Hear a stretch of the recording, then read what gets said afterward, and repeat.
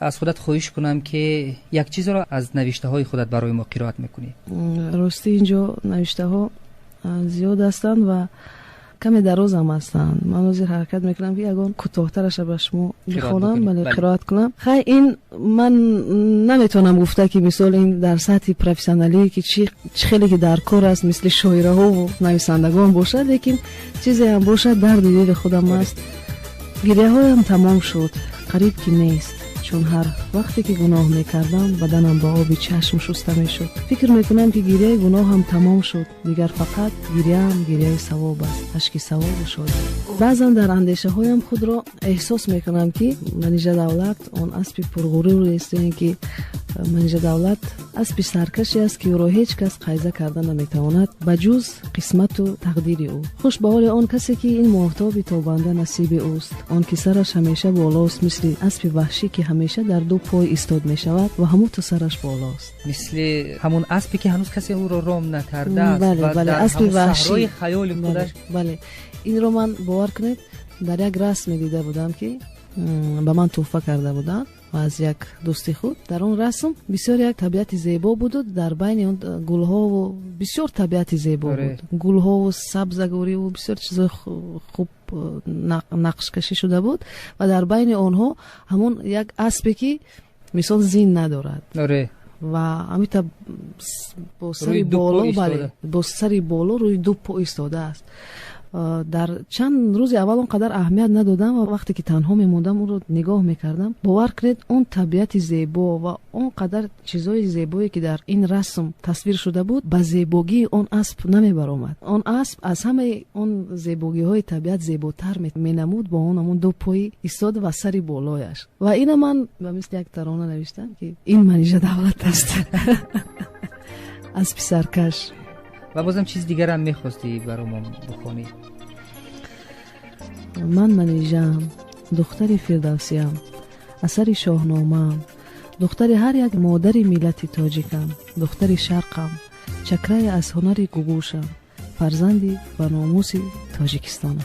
یک توی دیگر، زی تو آموختم همه نوازش و مهربانی را، زی تو آموختم دوست داشتن و بد بی‌وفایی را، زی تو آموختم هر کاری گناهم را، زی تو آموختم هر آنچه که آموختم. چی میشه؟ سخنها را فقط شخص عاشق میتواند که بنویسد. پس گفتن ممکن است که منیژه عاشق است. برای چی؟ وقتی که عاشق نباشی قدر سرودهای پرسوز، قدر سخنهایی که از دل میبری از کجا است که با یک احساس خوانده میشه. عاشقی که یک عمر باید که بی‌وفایی بیند و همه بحر شنوندگانش سرودهای دردناک بخونند. من باید عاشقی که همه وقت رنج میبیند، عاشقی همه وقت رنجور، بله عاشقی همه وقت درد میبیند، چون من اینجوری نباشم. و بازم میگن که به همه بدیهاش، به همه دشواریهاش درد عشق بازم شیرین است. بله به اونم بوده نمیشه. به اونم بوده نمیشه. نه از یک طرف که به این من سرود عزیز خواندن میتونم، چون از عاشق رنجور بودنم هم بعضن وقت خرسندم.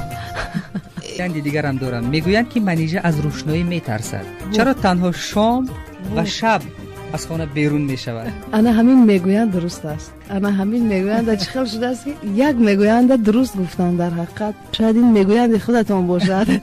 در حقیقت همینش از اون من بود.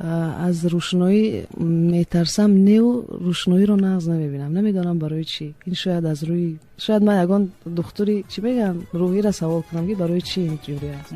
وقتی که درمو خانم در روزانه که دیگو تو اگر شام نشود، تاریکی بد نشود، من چراغ خانه رو باور کنید روشن نمیسازم و نمیدونم از چه جهت که تاریکی رو دوست‌تر میدونم بعد من نزدیک. از میان ستاره های امروز که در تاجیکستان هستند کسی رو دوست خود میشموری؟ چخیلی که در اول قید کردم اکای زیور، من معنای دشمن بودن رو نمیدونم، چون که خود به کسی دشمن نیستم و همه رو دوست میدارم. اگر اون شخص رو بدونم که وای دشمن من هست، او رو هم دوست میدارم، چون که فکر میکنم که خداوند بزرگ با این قدر بزرگیش، با این قدر مهربانیش نمیتونست که بنده بد در این دنیا آفرد. و اینم مثال شیطان است که وسوسه میکند هر یک شخص به راههای بد، به کارهای بد میبرد. در حقیقت چنین شخصان هم هستند که اونها رو بد گفتن هم درست است، لیکن به هر صورت هر یک شخصی که بد هم باشد یک خصلت خوبی هم دارد. هر کسی که سخن، رفتار، همون چیزی که در نهادش هست همون در زبان و در شخصیتش نشان میدهد بگذار وای دشمنی من هم باشد در روی هم وقتی که گپ زند وای دوستی من است. من چنین شخصا رو چنین آدما رو من هیچگاه آدمانی بد نمیحسابم چون که چه طوری که هستن خود رو همین گونه نشان میدهند. وای بر حال اون نفرایی که با تو اینقدر مهربان هستند اینقدر دوست هستند همه وقت رو تعریف و توصیف می‌نمایند در نهادشون دیگر چیزا هست در قلبشون دیگر گپا هست. بله وای از چنین دشمنان و از هنرمندای امروزه من همشون رو دوست می‌دارم. هر کسی که هنر دارد هر کسی که میتواند این هنر را پیشنهاد کند و در دل یک نفر خواننده مثل هوادار پیدا کند و رو دوست دارم من این رو در حقیقت هنرمند می‌سازم.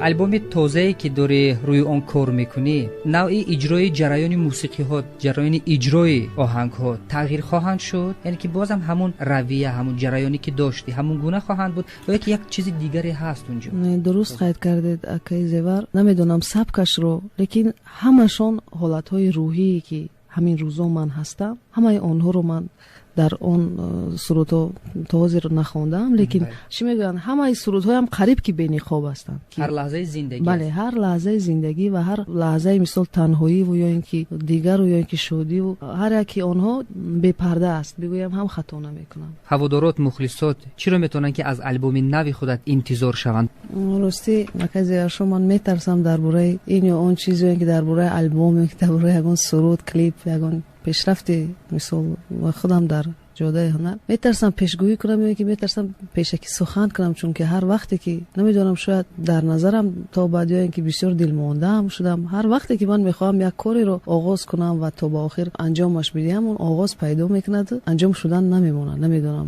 یک فشار من از طرف یک کس نه یک کس به من فشار روحی میشود البته بازم یک دلخستگی یک چیزی رو صد میکنم یا که با باوری کامل هم گفته میتونم که همین هر وقتی که یک چیز من آغاز میکنم در جاده هنرم یگان فشار از یگان طرف به من خواهد شد. برای همین میترسم دیگه همین مخلصام پیشکی یگان چیزا وعده کنم یا اینکه من از پیشگویی کردن میترسم. الای بهتر از دنیا زی چشمانی تو میترسم نمیترسم زی کسم زی چشمانی تو میترسم اگر چشمی تو فرماید غلامم باش خواهم بود که از بعدی خدا تنها زی چشمانی تو میترسم. حتی نام البومتون برای ما نمیگی که چی میشه؟ نام البوم نامگذاری هم نکردیم لیکن چیزی هم باشد میگم که این البوم برای شهرت پیدا کردن یا اینکه برای خود رو به طرز دیگر نشان دادن یا اینکه باز مشهور شدن و محبوب شدن به این خاطر نیست فقط اون حالت روحی که چند وقت من داشتم و همش سر و پا فکر میکنم یک جهت زندگی خودم هست.